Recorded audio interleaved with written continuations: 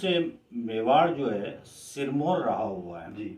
भारतवर्ष के अंदर ही नहीं अपितु विदेशों के अंदर भी मेवाड़ का एक डेकोरम रहा है, मेवाड़ की एक प्रतिष्ठा रही है और मेवाड़ ने अपने बहुत से ऐसे आयाम लिखे हैं कि अगर हिंदुस्तान का इतिहास मुस्तकबिल में भी कभी लिखा जाएगा तो उसके अंदर मेवाड़ के उल्लेख के बिना वो अधूरा रहेगा। जी, वो पूरा नहीं हो सकता। जी।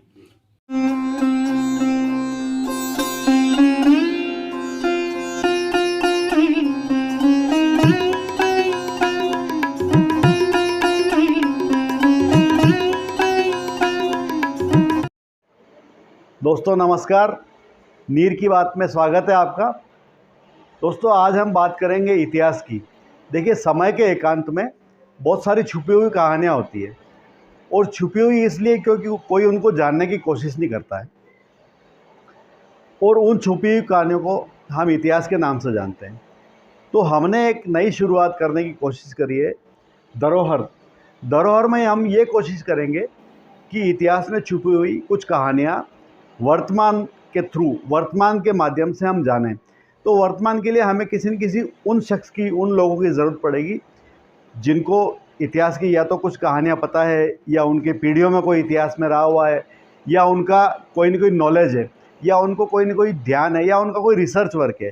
तो हम उन लोगों के पास जाएंगे और उन लोगों से ये जानने की कोशिश करेंगे कि इतिहास के गर्भ में क्या छुपा हुआ है, इतिहास में क्या होता था, कैसे होता था, कब होता था, क्यों होता था, और हम आपके सामने आपको रूबरू कराएंगे किसी इतिहास को वर्तमान के साथ संवाद से। तो ये धरोहर बेसिकली एक संवाद है, उस समय का, पास्ट का और प्रेजेंट के बीच में एक संवाद स्थापित करने की कोशिश करेंगे। इस कड़ी में सबसे पहले, मतलब कि इस कड़ी के बहुत सारे एपिसोड होंगे, ये पहला एपिसोड है। इसमें मैं आपको रूबरू कराऊंगा श्री जोगेंद्र नाथ जी पुरोहित से। जोगेंद्र नाथ जी पुरोहित उनके वंशज है जो master of ceremony, Mewar government में मास्टर ऑफ सेरेमनी हुआ करते थे।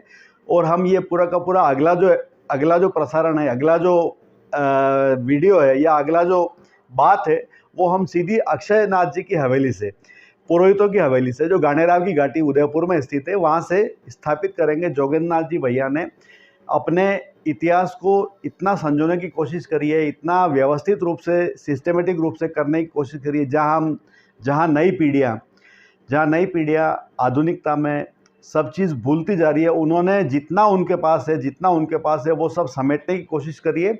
और हम एपिसोड दर एपिसोड उनसे ये जानने की कोशिश करेंगे कि पहले कैसे होता था, कैसे रहते थे, क्या सिस्टम था, किस तरह से गवर्नमेंट थी, किस तरह की गवर्नेंस थी और किस तरह से लोग बाग काम करते थे। नमस्कार, नीर की बात में आपका स्वागत है और बड़े खुशकिस्मत है हम कि आपने इतना समय निकाला हमारे लिए और हमारे को आप तैयार हुए सब चीज़ें बताने के लिए, सब चीज़ें देने के लिए।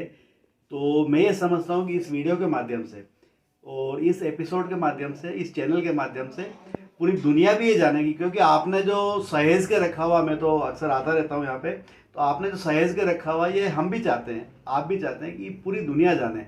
इस हिस्टोरिकल रेफरेंस को हर एक को ज़रूरत पड़ती है। तो आप प्लीज़ बताइए सबसे पहले अपने बारे में और इस हवेली के बारे में जहाँ पे हम बैठे हुए हैं। बेसिकली सबू पहला तो आपरो सबरो स्वागत है बहुत बहुत। और आप जो ये एक शुरुआत की दी है जी हुक्म।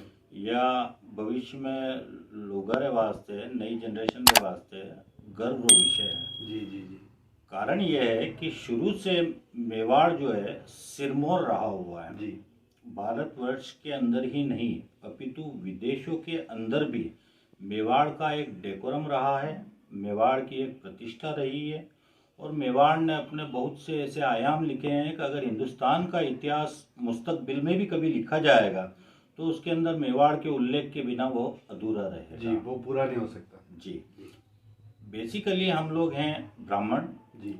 और उसके बाद में जब राणा सांगा के वक्त में लड़ाई हुई थी, युद्ध हुआ था खानवा का, उस समय हम लोग कोठारिया वाले जो चौहान हैं, ये पृथ्वीराज चौहान के वंशज हैं। जी जी। तो उनके साथ हम पुरोताई जो करते थे, जो कर्मांतरी थे हम उस समय। जी जी जी। तो उस समय हम राणा सांगा के कोठारिया के जो रावत जी आए थे, उनके साथ हम यहाँ आ गए थे और खानवा के युद्ध में मेरे फोर फादर्स ने वीर गति प्राप्त की थी।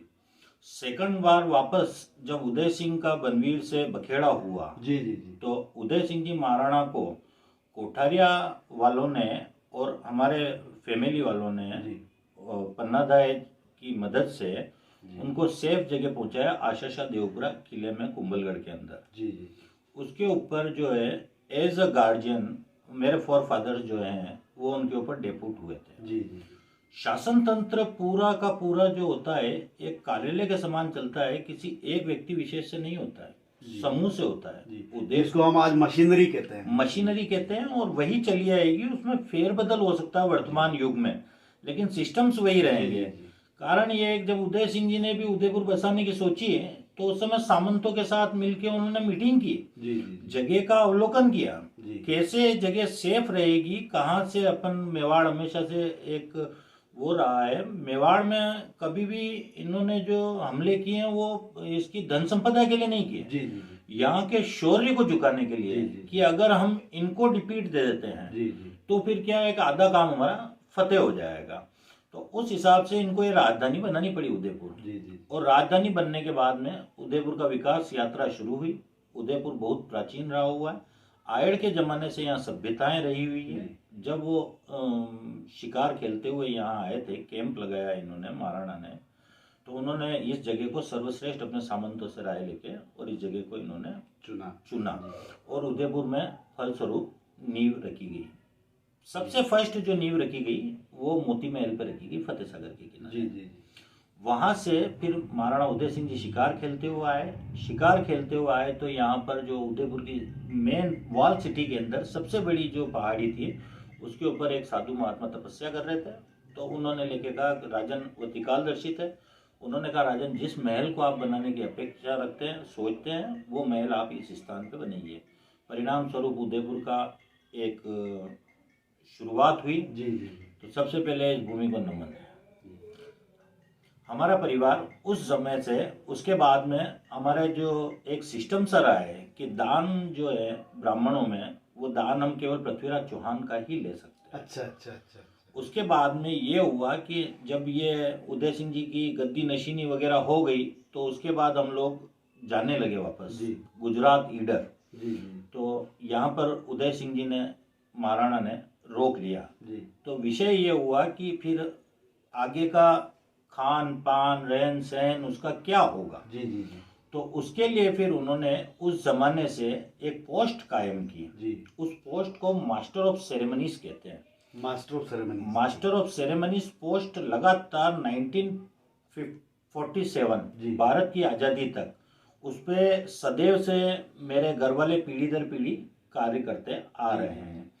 इस वजह से इतिहास में रुचि हमारी बचपन से ही रही है। जी, घर वालों से कहानियाँ, किंवदंतियाँ, सत्यताएं पढ़ते, सुनते, देखते हुए आ रहे हैं। हर मास्टर ऑफ सेरेमनीज इस वंश का बच्चा बच्चा जो है उसको यही सिखाया जाता था, नियम कायदे, क्योंकि उनका जो ऐसा एक सिस्टम था कि एज अ मॉनिटर, जी, जैसे एक क्लास को संभालता है विद्यार्थी, उस तरीके से उनको प्रिपेयर किया जाता था कि महाराणाओं को वो गाइड करते थे उस जमाने से कि कोई भी आया है तो उसको किस तरह से उससे मिलना है, जी, महाराणा के कहीं असम्मान वाला कोई मामला नहीं रह जाए। तमाम जागीरदारों को अपनी पोस्ट के अनुसार पद देना है, जी, क्योंकि पद की भी लड़ाई थी, सम्मुख कौन बैठेगा, पीछे कौन बैठेगा, चंवर कौन डुलाएगा, ये पूरा एक शासन तंत्र होता था। इस पूरे शासन तंत्र को मेंटेन करने के लिए भी एक व्यक्ति डेप्यूट होता था। अच्छा अच्छा अच्छा, बेसिकली उस शासन तंत्र को मेंटेन करने के लिए हमारा परिवार लगातार रहा है। और उसके अंदर जब जब जरूरत पड़ी, महाराणा स्वरूप सिंह जी का समय था, जब जब महाराणा नाबालिगी में बैठे, जी जी, जब जब बाल्यकाल में बैठे, तो उस समय एज अ गार्जियन इस परिवार को ये सौभाग्य रहा है कि वो उनके गार्जियन बने शासन चलाने में, शासन चलाने में। कि जो महाराणा जो बैठे हैं तो उनको ये पता नहीं, वो जो नए बैठे हैं, गोद आए या कुछ भी आए, तो उनको ये बताना पड़ता था कि आपका डेकोरम ये है और उस समय आपने ये कर रखा है, तो अपने किसी के सामने झुकना नहीं है, आप केवल एकलिंगनाथ के सामने झुकोगे। कोई भी आए तो आपको दस्तार पोशी कैसे करनी है, आपको आज इसकी सवारी करनी है, उससे आपको नहीं मिलना है, इससे आपको मिलना है। तो ये पूरा एक क्रम होता था।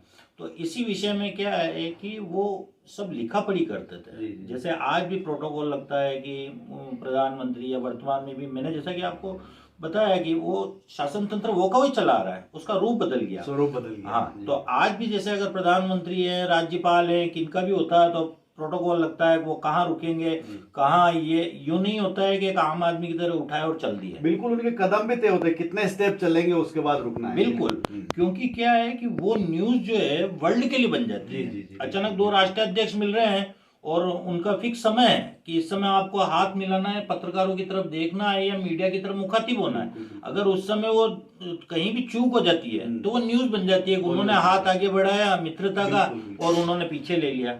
तो इस तरीके से ये एक बहुत ही टिपिकल जॉब रहा करता था जी, और बहुत ही सेंसिटिव जॉब था वो, बहुत ही सेंसिटिव। इसमें नाराजगी भी रहती थी, बहुत सी बार जागीरदारों के आपस में बखेड़े हो जाते थे कि मेरी बैठक उससे नीचे नहीं है, हमने उस समय ये किया है तो हमारी बैठक नीचे नहीं होनी चाहिए, हमारी बैठक ऊपर होनी चाहिए, हम सवारी करेंगे तो महाराणा के यहाँ खड़े रहेंगे, महाराणा हमको ड्योढ़ी तक लेने के लिए आएंगे। बहुत से नियम कायदे होते थे। अच्छा, इसमें एक मैं जरा सा ऐड करना चाहूंगा कि उस समय मुंह पे नहीं कहा जाता था। अच्छा, कोई नाराजगी है या उनको सम्मान देना है तो दोनों ही इशारों में होता था, इशारों में और सिंबॉलिक एक वो कहा जाता था। बिल्कुल, हाँ, सही बात है। इसके लिए तंबोली से पान बनवाए जाते थे, तंबोली फैमिली से पान बनवाए जाते थे। उन पानों की डिटेल होती थी, क्योंकि यूं तो बहुत ही लंबा एपिसोड हो जाएगा, सरल भाषा में लोग जाने उन पान वाला जो अपन एपिसोड है उसको अलग से एक बार लेंगे, क्योंकि वो बहुत इंपॉर्टेंट है, जानना जरूरी। तांबुल का क्या उपयोग है, आज हमारे पूजा में तांबुल प्रयोग होता है, तो पान का क्या उपयोग है वो बिल्कुल एक एपिसोड में चाहता हूँ। मेरे को आपने एक बार बताया भी था, तो मैं चाहता हूँ कि वो पूरा का पूरा एपिसोड लेंगे। जी बिल्कुल, ये मेरी फैमिली की हिस्ट्री रही है और उसके बाद लगातार ये कार्य करते रहे और बहुत सी प्रशस्तियां मेरे पास आज भी मेरे बुक में, पांडुलिपियों वगैरह में सब में पढ़ी है। कई महाराणाओं के खतों किताबत पढ़े हुए हैं और जो इनके एवज में हमको ग्राम वगैरह भी दिए हुए हैं, बहुत से गांव वगैरह भी हैं। इवन जहाँ विराज ने कोठारिया, वहाँ भी हमारा आगे एक गांव है। तो ये सब ये था कि राजकीय सेवा में आपके खर्चे पानी नियमित निज खर्च चलता रहे, उसके एवज में ये एक गांव आपको डोनेट कर दिया जाता है। तो वो उसका भी पूरा डॉक्यूमेंटेशन होता था और वो बहुत सारे आपके पास में मैंने डॉक्यूमेंट देखे हैं, ताम्रपत्र वगैरह भी है और माफी में आया है कि तिलक में आया, बहुत सारी चीजें हैं, बहुत सारी चीजें ये तो आज दोस्तों हम कितने खुशकिस्मत है कि हम उस परिवार के साथ में बैठे हैं जिन्होंने इस पूरे के पूरे मेवाड़ के रियासत के दरबार के नियम तय किए थे। उस परिवार के लोगों ने कई बार गद्दी नशीनी कराई है, उस परिवार के लोगों ने कई बार राज तिलक कराए। ये हमारी खुशकिस्मती है। तो आज इस एपिसोड को मैं यहीं पे पूरा कर रहा हूँ, लेकिन अगले एपिसोड में जितने जितने एपिसोड आते जाएंगे, क्योंकि जोगेंद्र भैया के पास में इतनी जानकारी है, हमें तो कुछ पता भी नहीं है। तो इस पूरी जानकारी का मैं चाहता हूँ कि आप समय निकालें हमेशा और हमारे को ये अवगत करावें। देर की बात में आज इतना ही, अगले एपिसोड में वापस मिलेंगे। धन्यवाद।